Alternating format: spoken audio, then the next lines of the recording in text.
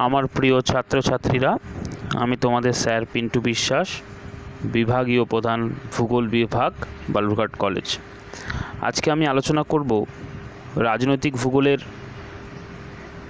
অংশবিশেষ স্টেট অর্থাৎ রাষ্ট্র, নেশন অর্থাৎ জাতি, নেশন স্টেট জাতিরাষ্ট্র, জিওপলিটিক্স ভূ রাজনীতি, জিওপলিটিক্স অ্যান্ড পলিটিক্যাল জিওগ্রাফির মধ্যে পার্থক্য এবং geo strategic concept of Friedrich Ratzel অর্থাৎ র্যাডজেলের ভূকৌশলগত ধারণা সম্বন্ধে।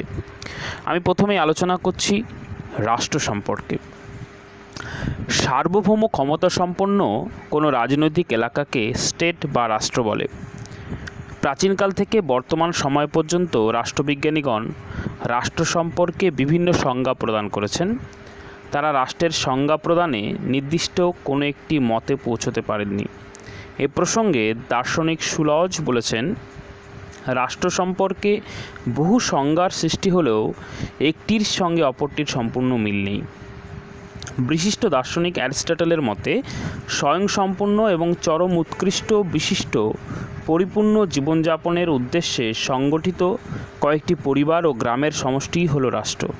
অ্যারিস্টটল এর সংজ্ঞাটি প্রাচীন গ্রিসের ছোট ছোট নগর রাষ্ট্রের কথাই মনে করিয়ে দেয়। তখনকার গ্রিসে প্রতিটি রাষ্ট্রই ছিল ছোট নগর রাষ্ট্র। এই রাষ্ট্রগুলি গ্রাম ও পরিবারের একত্রীকরণের ফলেই গড়ে উঠেছিল। অপরদিকে রাষ্ট্র সম্পর্কে লেনিনের চিন্তাভাবনা হলো, রাষ্ট্র হলো শ্রেণী শাসনের একটি যন্ত্রবিশেষ, যার সাহায্যে সমাজের এক শ্রেণী অপর শ্রেণীকে শোষণ করে। বিশিষ্ট সমাজতত্ত্ববিদ ম্যাকাইভার বলেছেন, রাষ্ট্র হলো এমন একটি প্রতিষ্ঠান যেখানে বল প্রয়োগের ক্ষমতার অধিকারী এবং সরকার কর্তৃক প্রণীত আইনের মাধ্যমে নির্দিষ্ট কোনো ভূখণ্ডে অবস্থিত সমাজের সামাজিক শৃঙ্খলার সার্বজনীন ও বাহ্যিক অবস্থা বজায় রাখার চেষ্টা করে। বিশিষ্ট রাষ্ট্রবিজ্ঞানী ও দার্শনিক গার্নারের মতে রাষ্ট্রই হলো বহু সংখ্যক ব্যক্তি নিয়ে গঠিত এমন একটি জনসমাজ যারা একটি নির্দিষ্ট ভূখণ্ডে স্থায়ীভাবে বসবাস করে, যা বহিঃশক্তির নিয়ন্ত্রণ থেকে পুরোপুরিভাবে মুক্ত, যার একটি সুগঠিত শাসন ব্যবস্থা আছে এবং যে শাসন ব্যবস্থার প্রতি অধিকাংশ জনগণ স্বাভাবিক আনুগত্য প্রকাশ করে থাকে। একটি রাষ্ট্রের যে সাধারণ বৈশিষ্ট্যগুলি দেখা যায় সেগুলি হলো, একটি নির্দিষ্ট জনগণ থাকবে, নির্দিষ্ট ভৌগোলিক এলাকা থাকবে, একটি নির্দিষ্ট সরকার থাকবে, সার্বভৌমিকতা থাকতে হবে, স্থায়িত্ব থাকতে হবে, জাতীয়তাবাদ থাকতে হবে।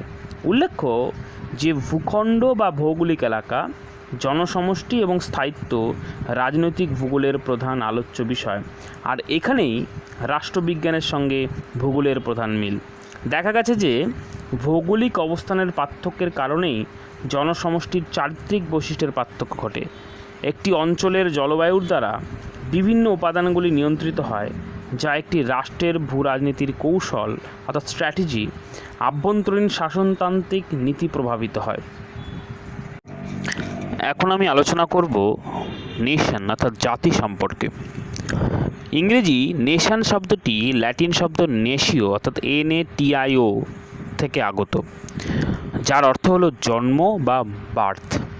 তাই জাতি বলতে একই বংশ উদ্ভূত বা কুলগত ঐক্যের ভিত্তিতে গড়ে ওঠা জনসমষ্টি। জাতি বলতে এমন একটি গোষ্ঠীকে বোঝায় যা সামগ্রিকভাবে গোষ্ঠী আনুগত্যের প্রতি দায়বদ্ধতাকে বোঝায়। বার্জেসের মতে জাতি হলো বংশগত ঐক্যের ভিত্তিতে গড়ে ওঠা নির্দিষ্ট ভৌগোলিক এলাকায় সংগঠিত এক জনসমষ্টি। A population of an ethnic unity inhabiting a territory of a geographical unity. আবার ব্রুন্সলি বলেন, জাতি হলো বংশগত বা কুলগত ঐক্যের ভিত্তিতে গড়ে ওঠা মানুষ। জন স্টুয়ার্ট মিল বলেছেন, জাতি হলো মানবজাতির একটা অংশ যারা সাধারণ সহানুভূতির দ্বারা পরস্পরের সঙ্গে সম্পর্কিত। জাতি বলতে কেবলমাত্র বংশ ও ভাষার ভিত্তিতে ঐক্যবদ্ধ মানুষকেই বোঝায় না, সাংস্কৃতিক ও ভাবগত ঐক্যই বোঝায় না, এর সঙ্গে বর্তমানে যুক্ত হয় রাজনীতি। তাই জাতি হলো রাজনৈতিকভাবে সংগঠিত এক জনসমাজ। এখন আমি আলোচনা করছি নেশন স্টেট অর্থাৎ জাতি রাষ্ট্র সম্পর্কে।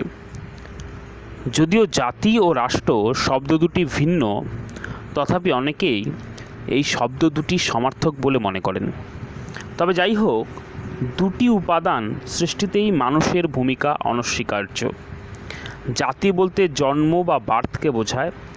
জাতি হলো একই বংশ উদ্ভূত বা কুলজাত মানুষের সমষ্টি। পরবর্তীকালে জাতি ধারণাটির ওপর একটি রাজনৈতিক অর্থ আরোপিত হয়। বংশগত বা কুলগত বিষয়কে সামনে রেখে বার্জেস জাতির যে সংজ্ঞা প্রদান করেছেন তা নিম্নরূপ: নির্দিষ্ট ভৌগোলিক এলাকায় সংগঠিত এক বিশেষ জনসমষ্টি হলো জাতি, যা বংশগত ঐক্যের ভিত্তিতে গড়ে ওঠে।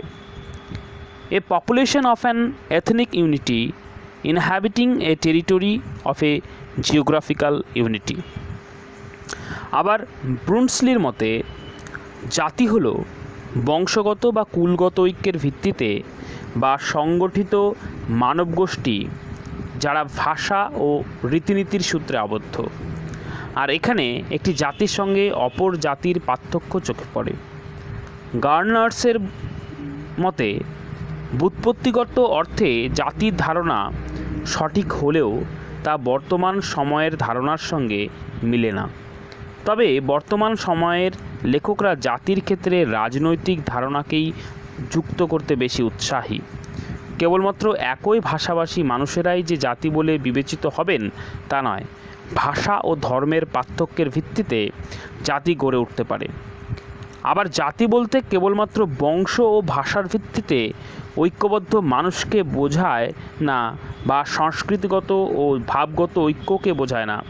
আধুনিককালে রাষ্ট্র ও জাতি দুটিকে সমার্থক বলে মনে করা হয়।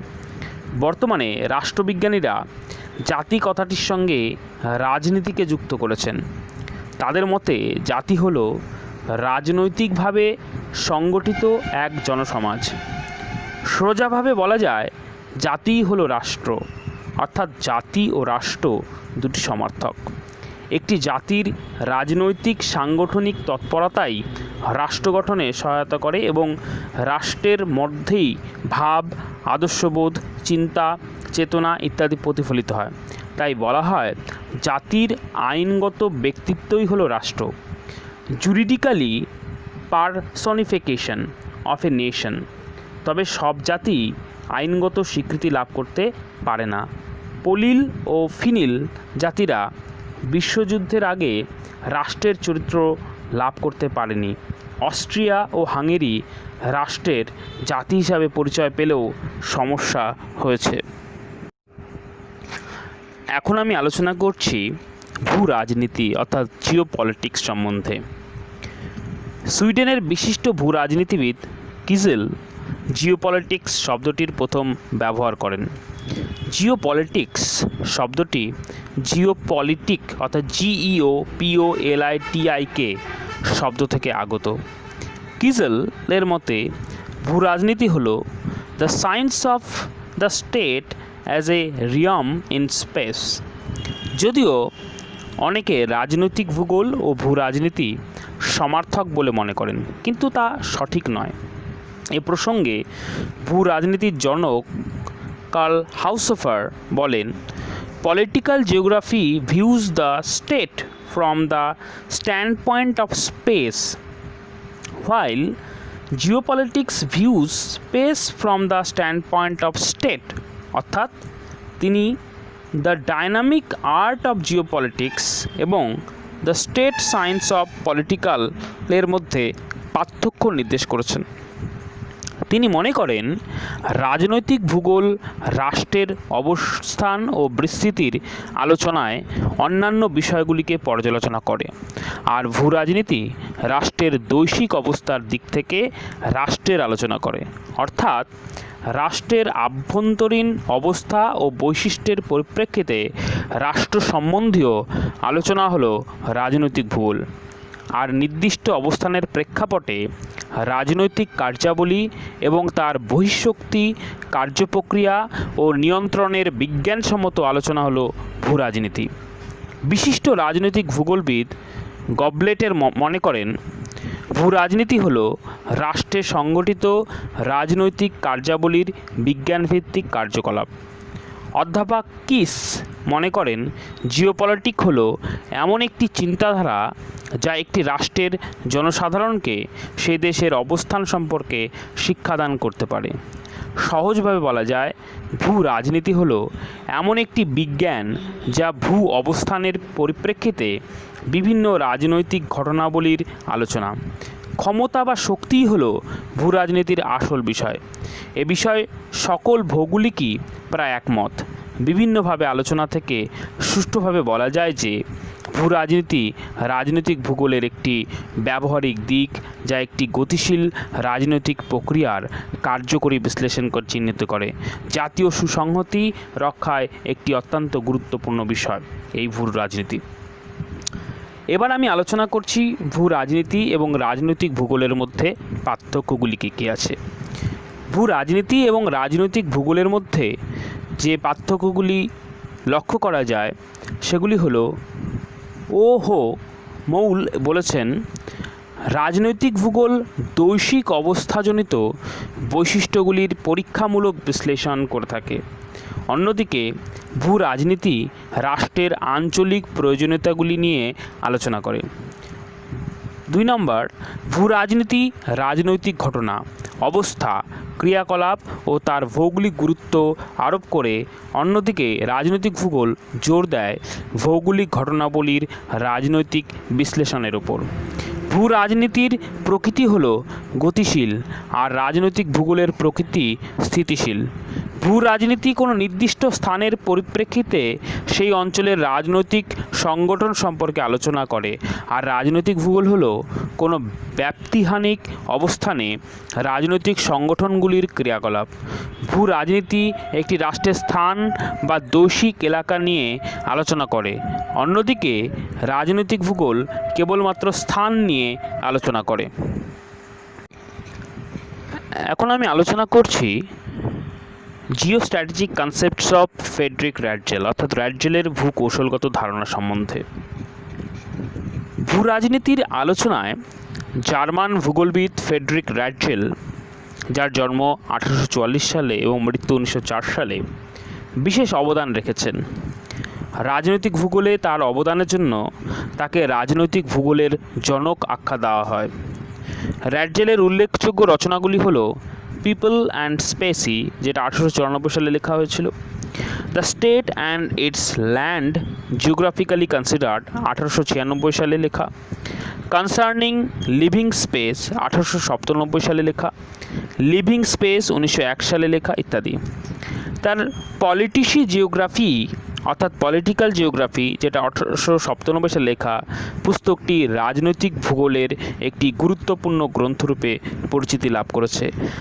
আমার এই ভিডিওতে অনেকগুলো তার পুস্তকের ফ্রন্ট পেজের ছবিও দেওয়া আছে, তোমরা সেগুলো দেখতে পারো।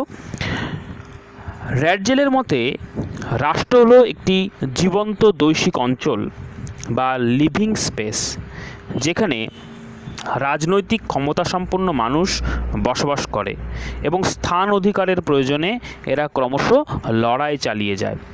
র্যাটজেলের এরূপ ধারণা দ্বিতীয় বিশ্বযুদ্ধের কিছু পূর্বে সাম্রাজ্যবাদী আগ্রাসন নীতির প্রেক্ষাপটে বিস্তার লাভ করেছে। তিনি মনে করতেন আঞ্চলিক বিস্তৃতির মাধ্যমেই রাষ্ট্রের আয়তন ও সম্পদের পরিধি বৃদ্ধি পায়, আর এই সব কিছুর অনেকাংশে নির্ভর করে মানুষের সংস্কৃতির ওপর। তার মতে রাষ্ট্র তার আয়তন বৃদ্ধির জন্য সীমাহীন সংঘাত চালাতে পারে। States are involved in an endless struggle for space. র্যাটজেল তার জৈব রাষ্ট্রতত্ত্বে জৈব রাষ্ট্র বলতে একটি সিস্টেমকে বুঝিয়েছেন। তিনি জৈব রাষ্ট্রে জীব ও জড়বস্তুর মধ্যে কতগুলি পার্থক্য বোঝাতে কতগুলি সাধারণ বৈশিষ্ট্য চিহ্নিত করেছেন, যার দ্বারা কোনো একটি অঞ্চলের আকৃতি ও গঠনকে একটি সংঘবদ্ধ পদ্ধতির সাহায্যে উপস্থাপন করা যায়। তার মতে রাষ্ট্র হচ্ছে প্রকৃতপক্ষে একটি জৈব যন্ত্র, কারণ রাষ্ট্রে অভ্যন্তরের মানুষ কখনোই তাদের ব্যক্তিসত্তার বিসর্জন দেয় না। র্যাডজেল তার জৈব রাষ্ট্রতত্ত্বে কতকগুলি নিয়মের কথা বলেছেন, সেগুলি আমি নিম্নে আলোচনা করছি। প্রথমত, the size of the state grows with its culture, অর্থাৎ সংস্কৃতির মান উন্নত হওয়ার সাথে সাথে রাষ্ট্রের আয়তন বৃদ্ধি পায়। বিশ্বের রাজনৈতিক ইতিহাস লক্ষ্য করলে এর সপক্ষে অনেক রাস্তা পাওয়া যায়। সভ্যতার উষালগ্ন থেকে বর্তমান কাল পর্যন্ত দেখা গেছে সংস্কৃতির আবিষ্কার ও বিস্তারের সাথে সাথে দেশের আয়তন বৃদ্ধি পেয়েছে। এক্ষেত্রে ভাষা, ধর্ম, বৈজ্ঞানিক আবিষ্কার সবই গুরুত্বপূর্ণ ভূমিকা পালন করেছে। একটি অঞ্চল, দেশ, প্রদেশ প্রভৃতির উৎপত্তি, বিকাশ ও বিস্তারের পেছনে আছে সংস্কৃতি। দ্বিতীয়ত, the growth of states follows other manifestation of the growth of peoples, which must necessarily precede the growth of states. Ratzel মনে করেন, জীবের স্বাভাবিক জন্ম ও বৃদ্ধি প্রক্রিয়ার ন্যায় রাষ্ট্রের উৎপত্তি ও বিস্তার স্বাভাবিক কিছু ক্রিয়া প্রতিক্রিয়ার মাধ্যমে হয়ে থাকে। তিনি মনে করেন, প্রাকৃতিক বাধা কখনোই রাষ্ট্রের শ্রীবৃদ্ধির অন্তরায় হতে পারে না। মানুষ ব্যক্তিগত কৌশলের সাহায্যে রাজ্যের বাধা অতিক্রম করতে সক্ষম। তাই বলা যায়, সংস্কৃতির বিকাশের দ্বারা দেশের উন্নতি ঘটে। আবার বাণিজ্য ও যোগাযোগ ব্যবস্থার উন্নতির সাহায্যে মানুষের রাজনৈতিক চিন্তাধারা ও মননশীলতার পরিবর্তন হয়। এ প্রসঙ্গে Alexander, Vasco da Gama, Caesar প্রমুখের নাম করা যায়। তারা বিভিন্ন রাজনৈতিক ও বাণিজ্যিক কাজের মাধ্যমে দেশ বা অঞ্চলের বিস্তৃতি, রাজ্য বা রাষ্ট্র গঠনের আর্থসামাজিক পরিবেশের উপর প্রভাব ফেলেছিলেন। তৃতীয়ত, the growth of the states proceed by the innovation of smaller members into the aggregate. At the same time, the relationship of the population to the land becomes continuously closes. Ratzel মনে করেন, একটি দেশের সংহতি ও শ্রীবৃদ্ধি ঘটার জন্য প্রয়োজন সেই দেশে বসবাসকারী সকল শ্রেণীর মানুষের সংহতি। এর ফলে পারস্পরিক সম্পর্ক মজবুত হয়, সাংস্কৃতিক চিন্তাধারার উল্লেখ ঘটে এবং একজন আরেকজনের কাছাকাছি আসতে পারে। এইভাবে বিভিন্ন অঞ্চলের মানুষের সংহতির ফলে রাষ্ট্রের আয়তন বৃদ্ধি পায়। অর্থাৎ একটি এলাকায় বসবাসকারী জনগণের ঐক্য ছাড়া রাষ্ট্রের অগ্রগতি সম্ভব নয়। র্যাডজেল এখানে কথাই বলতে চেয়েছেন, যেমন সংঘবদ্ধ ভারতীয়দের নিয়ে ভারতবর্ষ বা জার্মানদের নিয়ে জার্মানি ইত্যাদি। চতুর্থত, the boundary is the peripheral organ of the state, the barrier of its growth as well as its fortification, and takes part in all of the transformation of the organism of the state. Ratzel এখানে সীমানার গুরুত্ব উপলব্ধি করেছেন। সীমানা দেশের আয়তন বৃদ্ধির অন্যতম একটি উপাদান। এটি দেশের এমন একটি অঙ্গবিশেষ যা রাষ্ট্রের বিভিন্ন অঞ্চলগুলিকে সব দিক থেকে এগিয়ে নিয়ে যেতে সহায়তা করে। সীমান্তবর্তী অঞ্চলে বসবাসকারী দুটি ভিন্ন দেশের জনগণের মধ্যে ভাব বিনিময় গড়ে ওঠে, বন্ধু রাষ্ট্রের সৃষ্টি হয়, ফলে ধীরে ধীরে দেশের স্থানিক পরিবর্তন ঘটে। পঞ্চমত, in its growth the state strives forward the envelopment of politically viable position. একটি দেশের আয়তন বৃদ্ধি পেলেই হবে না, রাজনৈতিক সমৃদ্ধিও প্রয়োজন। সাধারণত ভৌগোলিক সুযোগ সুবিধা কোনো দেশের উন্নতির সহায়ক হয়। অপর দেশকে অধিকার করলে স্বদেশের শ্রীবৃদ্ধি হতে পারে, এরূপ মনে হলে একটি দেশ অপর দেশকে আক্রমণ করে, অধিকার করতে পিছু পা হয় না। মূলত নদ নদী, হ্রদ, উর্বর জমি ইত্যাদিকে কেন্দ্র করে নতুন নতুন উপনিবেশ গড়ে ওঠে। গঙ্গার তীরে কলকাতা শহরের পত্তনের ইতিহাস দেখলে বোঝা যায় এই অঞ্চলের প্রাকৃতিক সুগম্যতা কীভাবে রাজনীতিকে সমৃদ্ধ করেছে। ষষ্ঠত, the first stimuli to the spatial growth of states come to them from the outside. রাষ্ট্রের বিস্তার ও শ্রীবৃদ্ধির প্রথম উদ্দীপক আসে বাইরে থেকে, এমনটা র্যাডজেল মনে করেন। তার মতে, প্রাচীন রাষ্ট্র সম্পর্কে আমাদের ধারণা ও তার বিস্তৃতির পেছনে আছে বৈদেশিক প্রভাব। উপনিবেশিকতাবাদের ফলে একটি বৃহৎ অঞ্চল ও একটি ক্ষুদ্র অঞ্চলের সংযোগ সাধন ঘটে, যার ফলে রাষ্ট্রের বিকাশ ঘটে। সপ্তমত, the general tendency toward territorial annexation and amalgamation is transmitted from state to state and continually increases in intensity. এক বা একাধিক রাজ্যের মধ্যে আঞ্চলিক সংযুক্তিকরণ ব্যাপ্তি লাভ করে এবং সাথে সাথে এর তীব্রতা বাড়তে থাকে। একটি দেশের মূল্যায়ন করা হয় রাজনৈতিক ক্ষমতার দ্বারা। পাশাপাশি অবস্থিত দেশগুলির মধ্যে রাজনৈতিক ক্ষমতায়নের প্রতিযোগিতা চলে, ফলে দুর্বল দেশগুলি আরও শক্তিশালী হয় এবং শক্তিশালী দেশগুলির সমকক্ষ হয়। এর ফলে এলাকা বৃদ্ধির প্রতিযোগিতা চলে, বৃহত্তম দেশ আরও বড় হয়। রাজনৈতিক সংগঠনের সাহায্যে একটি দেশ জৈবিক সত্তা লাভ করে। মানুষ ভূপৃষ্ঠের কোনো এক এলাকার সঙ্গে সুন্দর পরিবেশ গড়ে তোলে। মানুষ জমি কোনো পার্থক্য থাকে না, একে অপরের সঙ্গে মিশে যায়। র্যাটজেলের মতে সম্প্রদায়ের ধারণাই রাজনৈতিক মিলন ঘটায় এবং পারস্পরিক মত বিনিময় জাতীয়তার বৃদ্ধি ঘটায়। বিভাজন ও সংযোজনের আন্দোলন ইতিহাসে চলত, যা ছিল বৃহৎ ও ক্ষুদ্র রাজনৈতিক অঞ্চলগুলির রূপান্তর।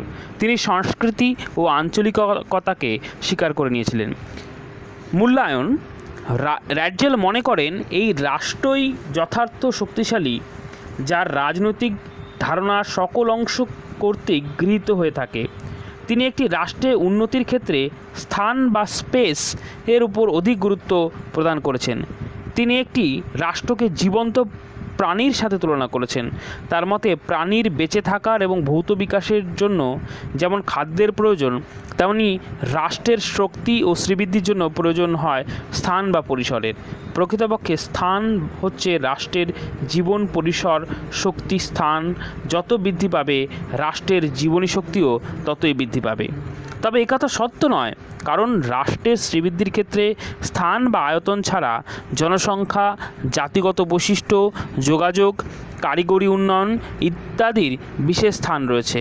আবার রাষ্ট্রের উন্নতির জন্য ক্রমবর্ধমান স্থানের ধারণা গৃহীত হলে রাষ্ট্রীয় স্থিতিশীলতা নষ্ট হবে ও বিশ্বজুড়ে রাজনৈতিক বিশৃঙ্খলা সৃষ্টি হবে। তাই বলা যায় র্যাটজেলের জৈবিক রাষ্ট্রতত্ত্ব বিজ্ঞানসম্মত নয়। র্যাটজেলের জৈব রাষ্ট্র তত্ত্বটি বিভিন্নভাবে ভৌগোলিক মহলে সমালোচিত হয়েছে। বেশিরভাগ ভূগোলবিদ তার তত্ত্বটিকে প্রত্যাখ্যান করেছেন, যেমন এলেন চার্চিল স্যাম্পল তার তত্ত্বটিকে একেবারেই অবাস্তব বলে মনে করেন। এতৎসত্ত্বেও তৎকালীন রাজনৈতিক ভূগোলে তার গ্রন্থ পলিটিসি জিওগ্রাফি যথেষ্ট গুরুত্ব পেয়েছে। সার্বিকভাবে বলা যায় র্যাটজেলের চিন্তাধারা রাজনৈতিক ভূগোলে যথেষ্ট ছাপ রেখেছে। বিশেষত জার্মান রাজনীতিতে র্যাটজেলের চিন্তাভাবনার প্রভাব সর্বাধিক। আজকে এখানেই আলোচনা রাখছি। আগামী দিন অন্য কোনো আলোচনা নিয়ে আমি আবার তোমাদের সামনে ফিরে আসব। তোমরা এই ভিডিওটির মধ্যে যে স্লাইডগুলো দেওয়া আছে সেগুলো একটু ভালো করে দেখবে, সেখানে প্রচুর ইনফরমেশান আছে। ওই ইনফরমেশানগুলোকে খাতায় নোট ডাউন করবে এবং যে কথাগুলো বললাম সেগুলোকে খাতায় লিখে পড়লে তোমাদের সিলেবাসে যে বিষয়গুলো সম্পর্কে আলোচনা করা আছে বা যে বিষয়গুলোর উপর জোর দিতে বলা হয়েছে সেগুলো সবগুলোই এটার মধ্যে কভার করা হয়েছে।